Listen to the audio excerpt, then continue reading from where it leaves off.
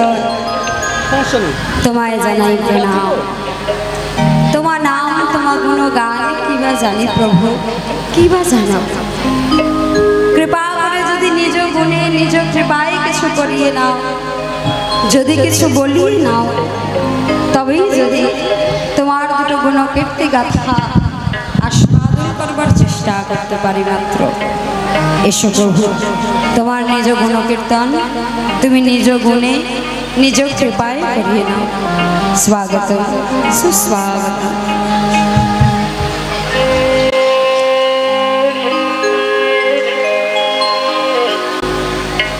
জীবে জানিবে সম্মান, জানি কৃষ্ণ অধিষ্ঠান। এই জগতে কীট পতঙ্গ থেকে শুরু করে প্রতিটি জীবের মধ্যেই আমার পরম দয়াল ভগবানের অবস্থান। তাই জেনে আপনাদের সকলের মধ্যে থাকা আমার সেই পরমারাধ্য ভগবানকে সর্বপ্রথমে জানাই এই অধমার শত সহস্র কোটি কোটি দণ্ডবোধ।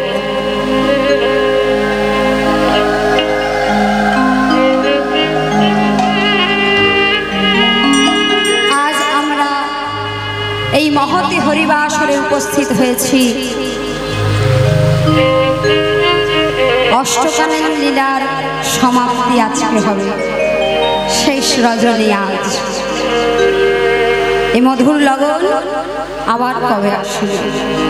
আসবে বটে, কিন্তু আমরা আর দেখতে পাবো কিনা তার কোনো গ্যারান্টি নেই।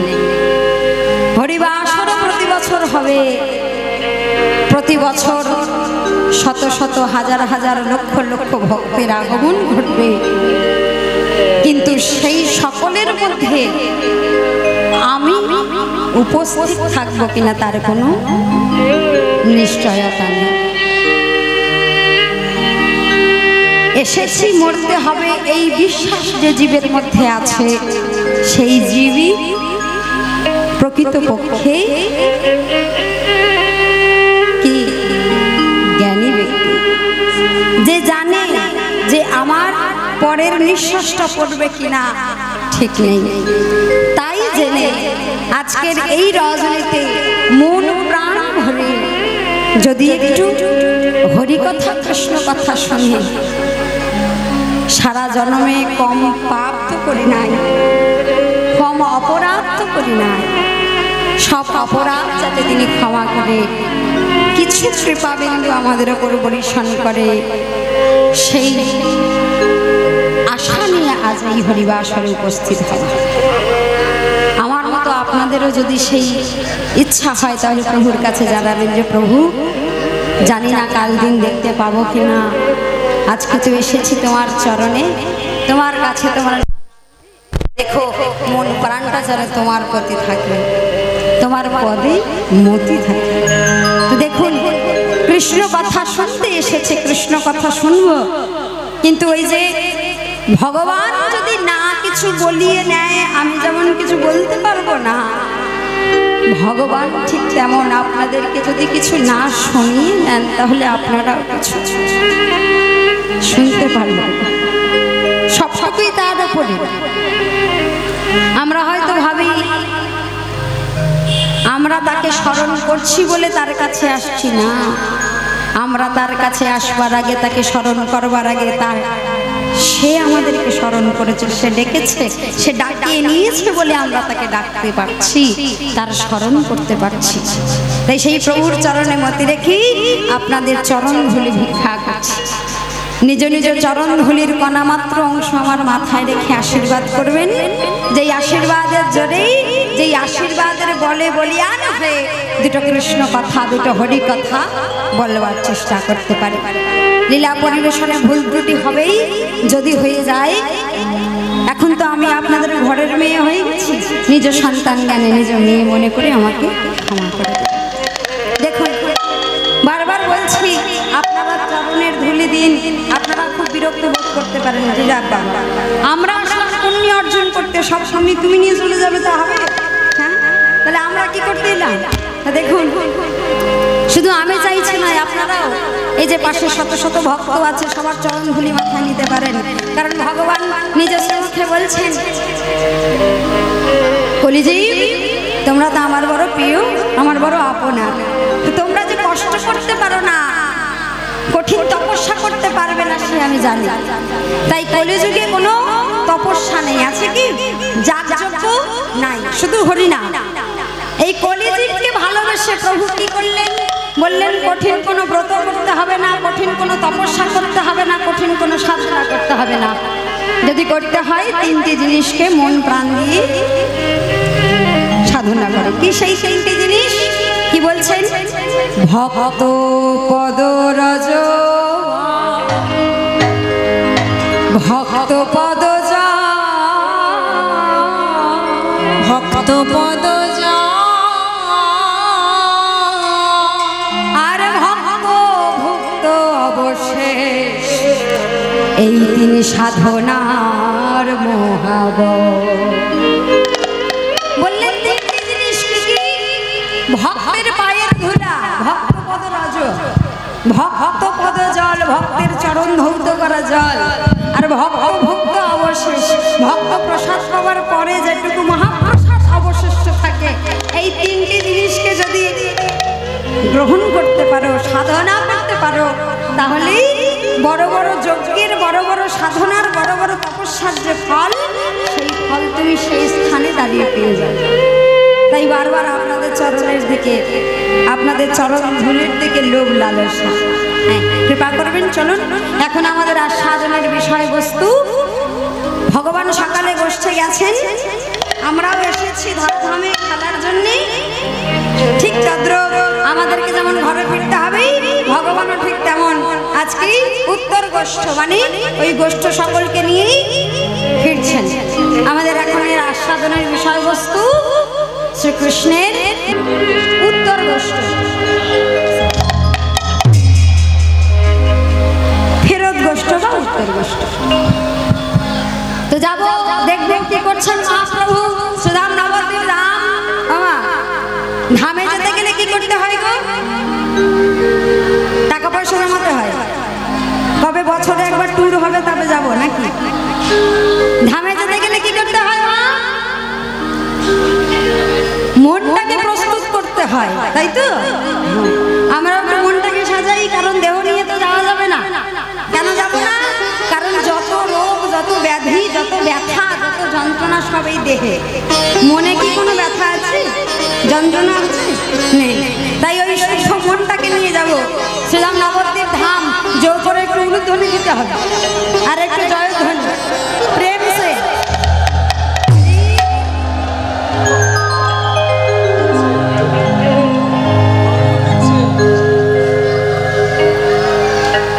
আহা সুর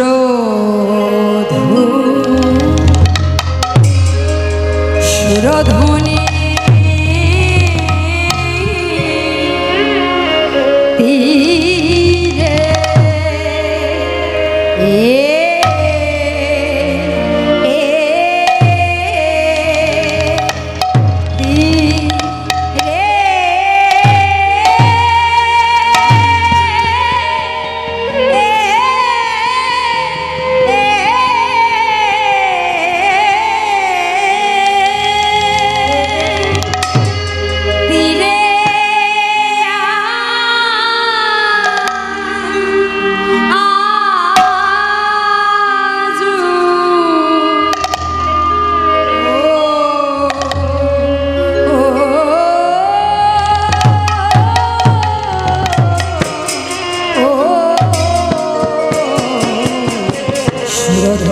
তীরে আজ গৌরী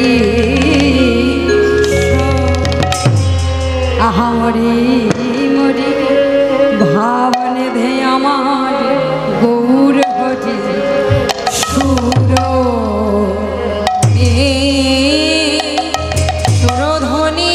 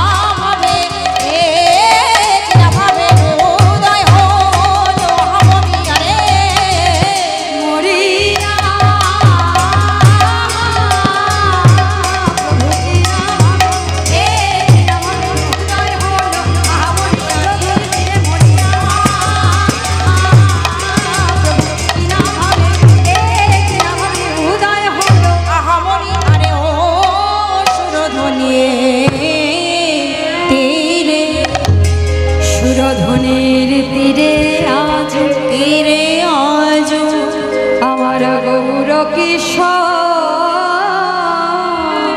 আমার গৌর কিশোর আজ সহচর মেলি আহারে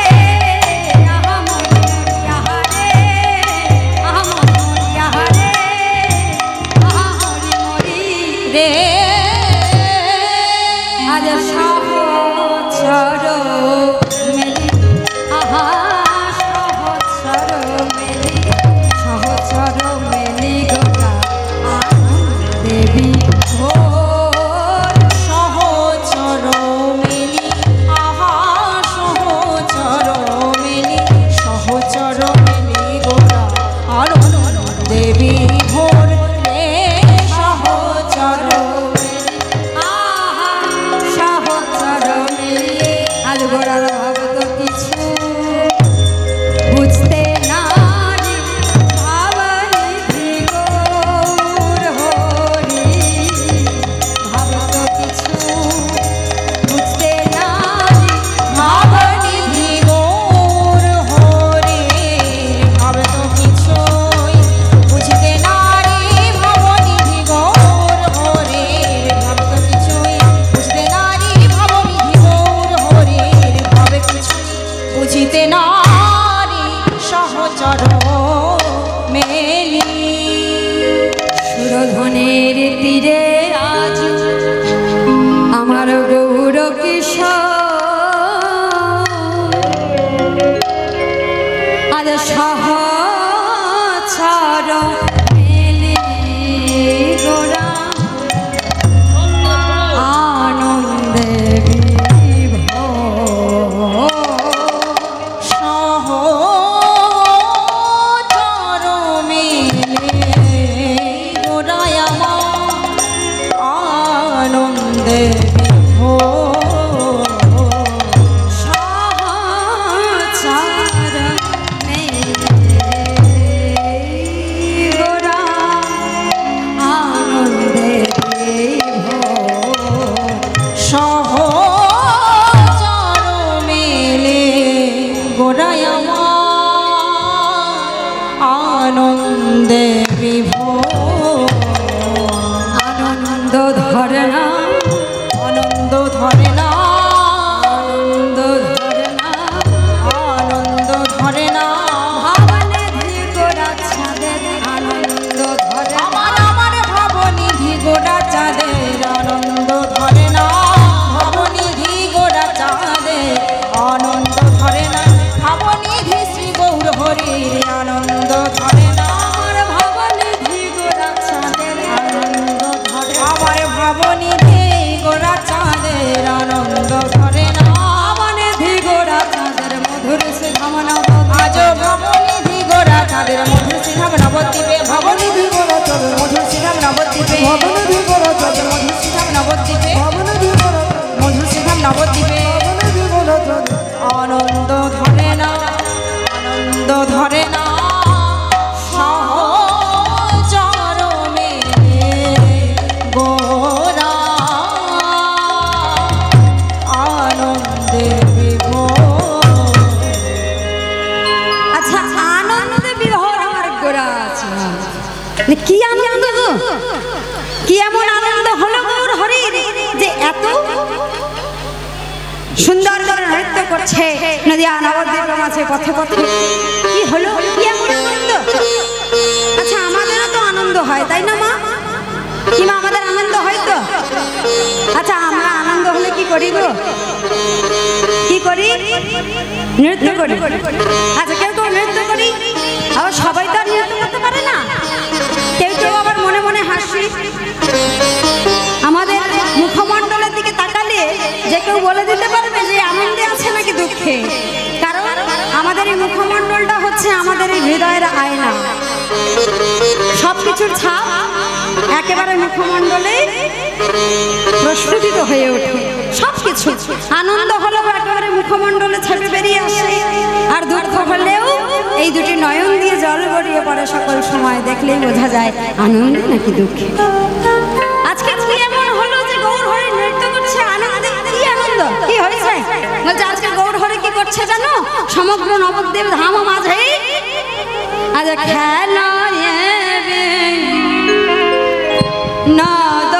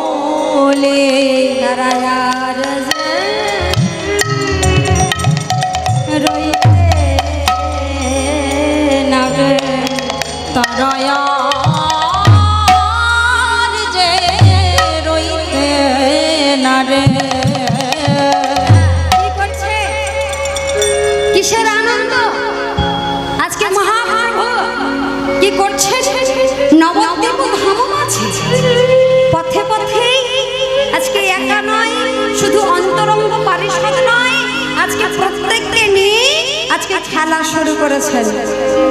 কি খেলা? সে খেলার নাম কি? দেখুন, এই বাহ্যিক জগতেও খেলা হয়, আমরা খেলেছি তাই না? এবার খেলেছি তো, ছোটবেলায় আমরাও খেলেছি, কত কিতকিত খেলেছি, কত পুতুল খেলা করেছি, কত রান্নাবাটি খেলেছি, কত ক্রিকেট ফুটবল কত কিছু খেলেছি।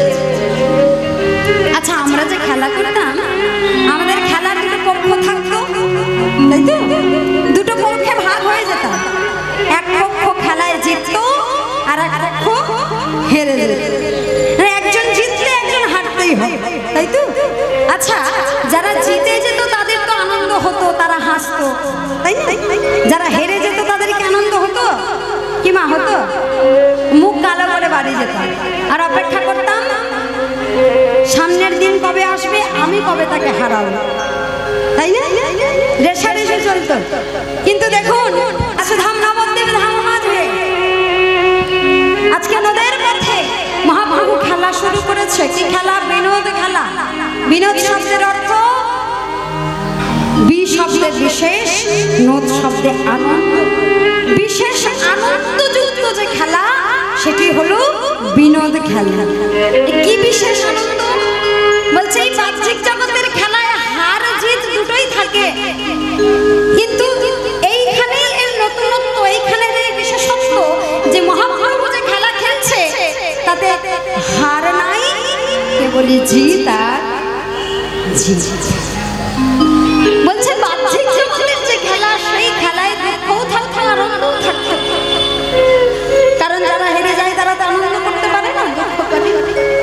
কিন্তু আজকে যে খেলা মহাপ্রভু খেলা শেখাচ্ছেন, সেই খেলায় কেবল আনন্দ আর আনন্দ, সেখানে কোনো দুঃখের জায়গা নাই। বলছে বাহ্যিক জগতের খেলার সঙ্গে শুধু পার্থক্য দেখুন, আনন্দ দুঃখে পার্থক্য, হার খেলতাম, আমাদের থেকে বয়সে যারা বড় তাদেরকে কি খেলতে নিতাম? তারা কি খেলতে আসতো আমাদের সঙ্গে? আসতো। আবার যারা ছোট তাদেরকেও নিতাম না। আর যদি আবার নিতাম তাদেরকে বলতাম, এই তুই দুই ভাগ, তুই দুই ভাগ, আমরা খেলবো আর তুই দুই ভাগ হয়ে আমাদের সঙ্গে খেলবি। তার মানে বয়সের বৈষম্য ছিল। একই যারা বয়সের তারা খেলাগুলো করতাম, বড়দেরকেও নিতাম না। আর ছোটদেরকে যদি বাবা হয়ে নিতে হতো তাহলে তাদেরকে দূরে হাতে করে রেখে দিতাম। কিন্তু মহাপ্রভু আজকে যে খেলা শেখাচ্ছেন, যে খেলা করছেন, তাতে কোনো বয়সের বিভেদ নাই। কিবা 80 বছরের বয়স্ক মাও খেলতে পারবে, সেখানে 5 বছরের শিশুও খেলতে পারবে। কোনো বয়সের বিভেদ নেই, কোনো বর্ণের বিভেদ নেই। কি খেলা সেটা? বলছে আজকে মহাপ্রভু নতুন এক খেলা আমাদের মতো কলিহত জীবকে দিয়ে গেলেন, শিখিয়ে গেলেন। সেটি কি খেলা? এই জাগতিক জগতের কোনো খেলা নয়, যে খেলা খেলবার প্রতিশ্রুতি দিয়ে আমরা এই ধরাধামে এসেছি, সেই খেলা। যে কোন খেলার আবার প্রতিশ্রুতি দিলাম? কবেই বা দিলাম? মনে নাই? কিমা মনে আছে? আছে? আসবার সময় কি কথা দিয়ে এসেছিলাম কারোর মনে আছে? আছে নাকি? নাই। কি কথা দিয়েছিলাম বলুন তো? কাকে দিয়েছিলাম? আমার কাকে কথা দিয়ে এসেছিলাম? ভগবানের কাছে, যিনি আমাদেরকে এই ধরাধামে এনেছেন, কৃপা করেছেন। হ্যাঁ, 10 মাস 10 দিন তখন মাতৃগর্ভে ঊর্ধ্ব পদে নতমস্তকে জঠর যন্ত্রণার ক্রমাগত কৃমিকীটের দংশন। গর্ভস্থ শিশুকে সবসময় কৃমিকীট দংশন করে। আর আমরা মনে করি বুঝি মায়ের শুধু কষ্ট হয়, গর্ভে সন্তান থাকলে তা নয়, গর্ভে যে থাকে তাকেও সমপরিমাণ কষ্টের সঙ্গে থাকতে হয়। তা দেখুন যে 10টা মাস 10 দিন মাতৃগর্ভে জঠর জ্বালায়, জঠর যন্ত্রণায় কৃমিকীটের দংশন সহ্য করতে পারে নাই, ঊর্ধ্ব পদে নতমস্তকে হাত হাঁটি জোর করে। দেখুন এই কথাগুলো শ্রীমদ্ ভাগবতের কথা। আচ্ছা বলুন তো, ভাগবত যখন লেখা হয়েছে তখন কি দাড়ি তার ছিল? ছিল কি? কিমা ছিল? তখন কি আল্ট্রাসোনোগ্রাফি করা যেত? যেত নাকি? এখন যেটা করা যায়, যে বাচ্চা কেমন আছে ছবি বেরিয়ে আসছে, তখন কি ছিল? আচ্ছা তাহলে কি করে বললো যে পাটা উপরের দিকে থাকে মাথাটা নিচে? সেটা তো এখন আমরা দেখতে পাচ্ছি। তাহলে মানতে হবে যে শাশ্বত সনাতন কোনো খেলার জিনিস নয়, সমস্তটাই বৈজ্ঞানিক সম্মত, তাই তো? বিজ্ঞান সম্মত। দেখুন আজকে আমরা জানতে পারছি শিশুর অবস্থান কেমন, কিন্তু যখন শ্রীমদ্ ভাগবত লেখা হয় তখন এসবের কোনো সিস্টেমই ছিল না। কিন্তু তখন লিখে গেছেন ঊর্ধ্ব পদে নতমস্তকে। আমরা প্রত্যেকে, এখানে যারা আছে প্রত্যেকে জানেন তো মা, 7ম মাসে ওই গর্ভে থাকাকালীন শিশু 7ম মাসে ওই জঠর যন্ত্রণা সহ্য করতে না পেরে সকল সময় তো ভগবানের কাছে ডেকেছি হাত দুটো জোর করে, প্রভু দয়াময় এবার কৃপা করো, আর সহ্য করতে পারি না। 7তম মাসে আমাদের প্রত্যেককে ওই মাতৃগর্ভে থাকাকালীন অবস্থায় প্রভু এসে একবার দর্শন দিয়েছে। দেখবেন সদ্যজাত শিশুর পায়ের তলাটা কেমন রং থাকে গো মা? কেমন রং থাকে? একেবারে টুকটুকে লাল। কেন থাকে? পদ্মের পাপড়ির মতো রং কেন থাকে জানা আছে? কারণ ওই 7তম মাসে ওই গর্ভে থাকাকালীন অবস্থায় ওই শিশুর পা দুটো তো উঁচুতে থাকে, ওই চরণ দুখানের ওপরে এসে ভগবান দেখা দেয়। বলো কি হয়েছে এত ডাকছো? আমরা প্রত্যেকে তাকে দেখেছি, প্রত্যেকে তাকে মাতৃগর্ভে থাকাকালীন অবস্থায় যখন আমাদের 7 মাস বয়স, প্রত্যেকে তাকে দেখেছি। আমাদের চরণের উপরে এসে প্রভু দাঁড়িয়ে বলেছে, বলো কি চাও? আমরা প্রত্যেকে হাত দুটো জোর করে তখন প্রভুকে বলেছে, প্রভু আর যেই যন্ত্রণা সহ্য করা যায় না, আর যেই কৃমিকীটের দংশন সহ্য করা যায় না প্রভু, একবার আমাকে ভূমিষ্ঠ করে দাও। ও প্রভু, তোমায় কথা দিচ্ছি যে জীবন তুমি আমায় দিলে ধরাধামে যাবার উপযুক্ত, হরি সেবার লাগাবার উপযুক্ত যে দেহ তুমি আমায় দিয়ে পাঠাচ্ছ, আমি ধরাধামে গিয়ে কেবল তোমার নাম আর তোমার নামই করব, তোমার নাম ব্যতীত আর কিচ্ছু বলবো না। প্রভু, এই হরি সেবার উপযুক্ত দেহ নিয়ে গিয়ে শুধু তোমার সেবা কাজই করব, আর আন কাজ করব না। এই কথা দিয়ে এসেছি, হরি নাম ছাড়া আর কিছু করব না বলি, কিন্তু যখনই এই ধরার মাঝে এসে গেছি, মায়া পিশাচির কবলে পড়েছি, এই গলাটা চেপে ধরে বসেছে মায়া পিশাচি। প্রত্যেকে মায়ায় ভুলে গিয়ে সংসার সমুদ্রে নেমে পড়েছে। ভুলে গেছি কাকে ডাকবো বলে এসেছিলাম, কাকে ডাকতে হয়, তাকে না ডাকলে শেষ হয়ে গিয়ে তাকে আর দেখাতে পারবো না। প্রভু, কি বলে গেছি আর কি বলে আসি। আজকে মহাপ্রভু আমার আপনার মতো কলিহত জীবের দুর্দশা দেখে ভাবতে পারছে না কি হবে উপায়। প্রত্যেকের দিকে তাকাচ্ছে আর দেখছে আর ভাবছে কি হবে। দেখুন, কুপুত্র কুসন্তান যদিও বা হয়, কুমাতা কভু নয়, কুপিতা কভু নয়। আমরা তার সন্তান, জগৎ পিতা তিনি, আমরা কু হতেই পারি। আমরা চোর, ডাকাত, প্রবঞ্চক, ঠক, জুচ্ছর হতেই পারি। কিন্তু একটা মায়ের কাছে যেমন সন্তান সন্তানই থাকে, সে যত বড় ডাকাত হোক না কেন, মা সব সময় চায় কখন সেই পুত্র, কখন সেই সন্তান সৎ পথে ফিরে আসবে। জগৎ পিতা হিসেবে তারও একটা দায়িত্ব আছে যে আমার সন্তান যতই বিমুখী হয়ে যাক না কেন, তাকে পথে আমাকেই ফেরাতে হবে। আর জগৎ পিতা চৈতন্য মহাপ্রভু কলিহত জীবকে দেখছে আর ভাবছে এদের দশা কি হবে। এরা তো ভুলে গেছে কি করতে এসেছে, কি করতে হবে। তাই নিজে নামে হয়ে আজকে সেই খেলা আবার শিখিয়ে দিচ্ছেন আমার আপনার মতো প্রতিটি কলিহত জীবকে। আজ প্রত্যেককে সঙ্গে নিয়ে খেলছেন কি খেলা, কি খেলা মা? হরি নামের খেলা। কেমন করে খেলছি? আজ খেলে প্রভু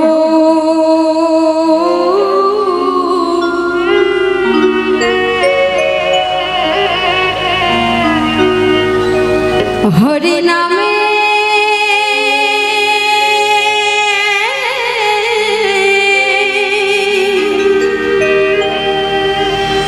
হরি নামে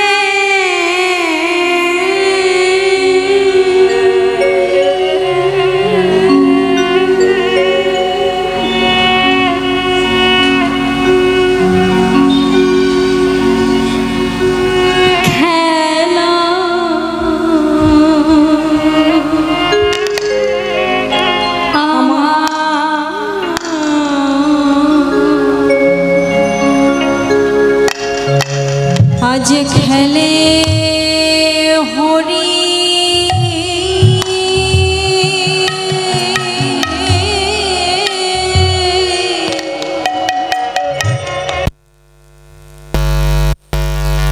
হরি নামে,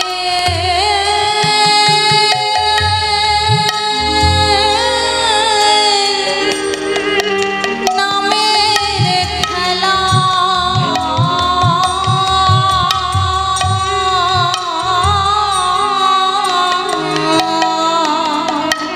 দেখুন, প্রতিটি খেলার তো একটা নিয়ম আছে, প্রতিটি খেলার একটি গতি আছে। আচ্ছা, এই খেলার কি নিয়ম কি গতি? খেলবো বললেই তো খেলা যায় না, খেলার নিয়ম কানুন তো জানতে হয়। বলছে এই খেলা খেলতে গেলে কি করতে হয়? বলছে এই হরিনামের খেলার থেকে সহজ খেলা আর কিছু না। কি করতে হয়? মুখে হরি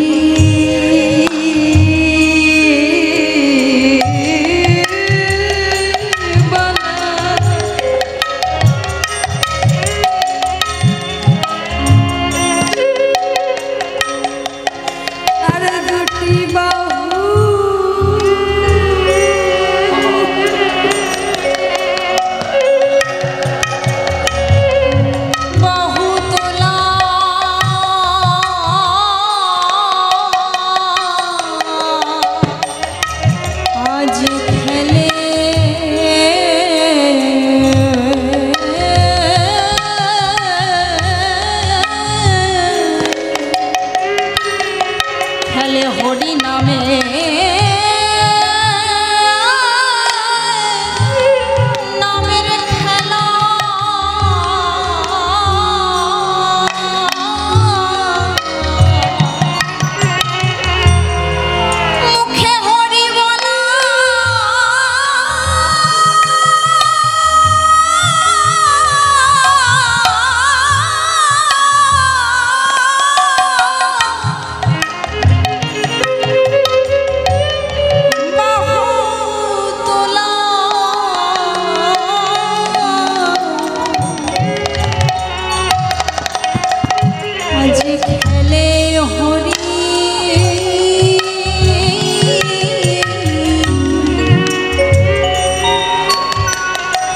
নামে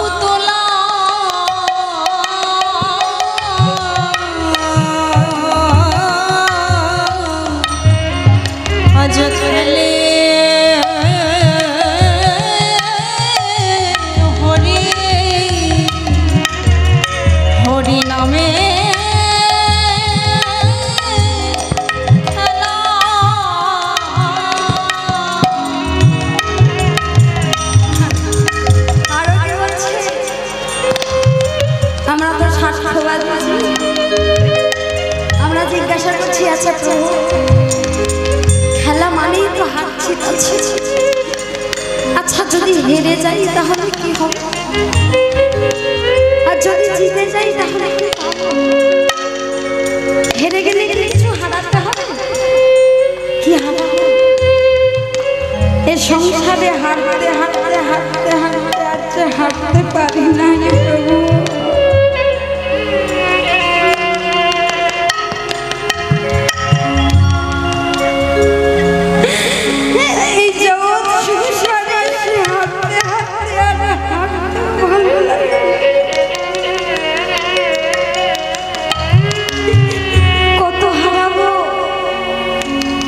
সেটাকে হারিয়ে চলেছি,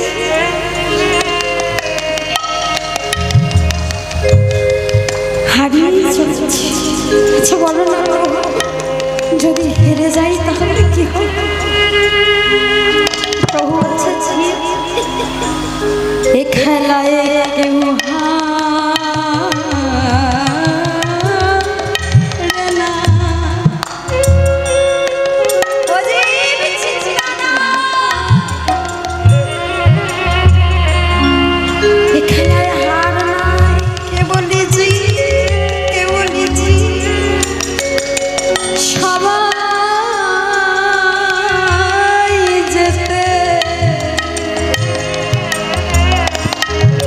হরি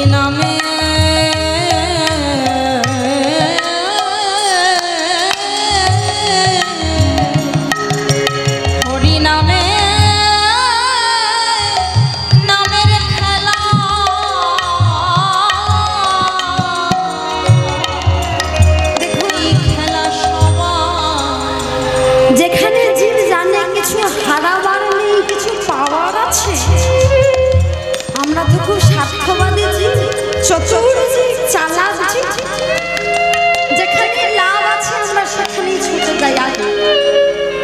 আজকে সমগ্র নদেবাসী নেমে পড়েছে হরিনামের খেলা খেলতে, কারণ এতে কোনো লস নেই, শুধুই লাভ। আজ প্রত্যেকে এসেছে, আর এই খেলার এমনই গতি, এই খেলার এমনই আনন্দ।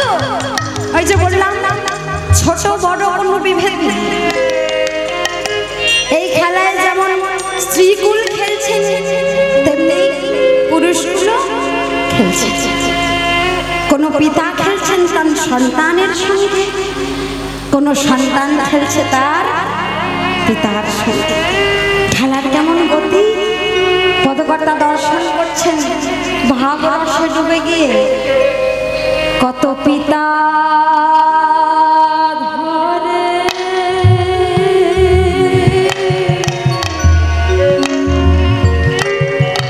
দেখবেন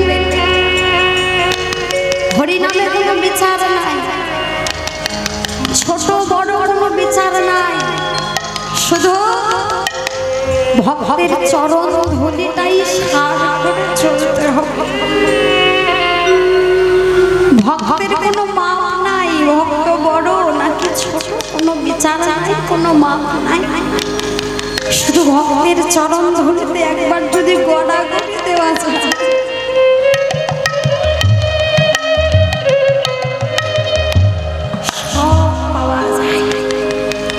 পদকর্তা দূর থেকে দেখছে, পিতা পুত্র সবসময় আমরা কি জানি, পুত্র সন্তানরা পিতা মাতার পায়ে হাত দিয়ে প্রণাম করে। কিন্তু এই খেলার এত মাধুর্য যে খেলতে খেলতে কোনো পিতার হুঁশ নাই কার সঙ্গে খেলছে, গড়াগড়ি দিচ্ছে কোথায়, পুত্রের চরণ ধরে। তাই বলছে কত পিতা ধরে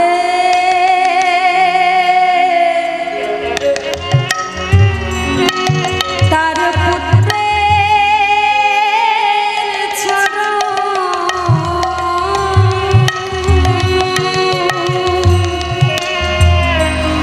কত পিতা ধরে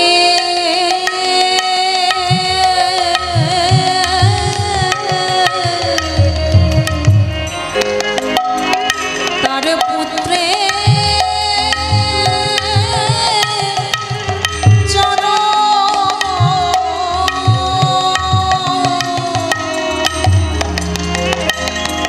তাদের দেহ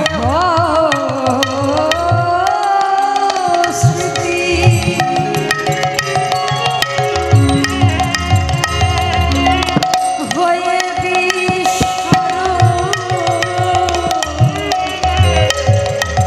কত পিতা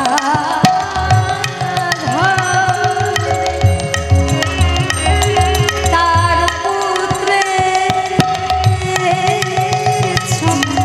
তাদের দেহ স্মৃতি হয়ে কত পিতা ধরে পুত্রের চরণ, দেহ স্মৃতি হয় বিস্মরণ। পিতা ধরে পুত্রের চরণ, দেহ স্মৃতি হয় বিস্মরণ। পিতা ধরে পুত্রের চরণ, বাহ্যিক স্মৃতি হয় বিস্মরণ। পিতা ধরে পুত্রের চরণ, বাহ্যিক স্মৃতি হয় বিস্মরণ। কত পিতা ধরে পুত্রের